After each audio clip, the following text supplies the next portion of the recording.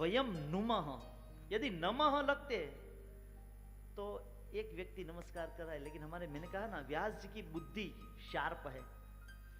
उसको पता है कि भविष्य में सारे लोग कथा श्रवण करने के लिए बैठेंगे, तो मैं अकेला नहीं। यहां पर प्रथम ही श्लोक में व्यास जी ने मैं को छोड़ा है, ईगो को नष्ट किया है। कैसा शास्त्र है!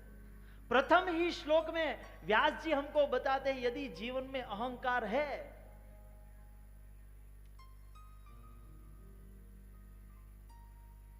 હું કરું કરતલ બીજો કોઈ, હું કરું કરતલ બીજો કોઈ, આદરા પણ મારે અધવચ્ચે રહે, મારો હરી કરે સો હોય।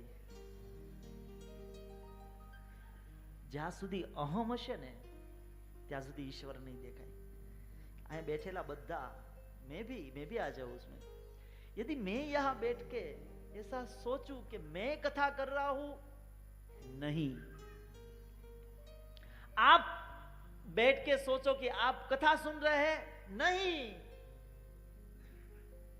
यदि हमको ऐसा लगे हमने आयोजन किया है, तो नहीं। मैं आप सबको व्यासपीठ पर से बता दूं कि भगवान ने ये सब किया है और हम सब कर रहे हैं। एक बार ताली बजा दीजिए।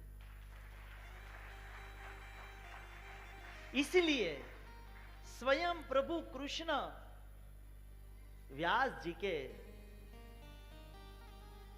मुख से बुलवा रहे हैं, श्री कृष्णाय वयम नुमः। हम सब एकत्रित होके भगवान के चरण में वंदन कर रहे हैं।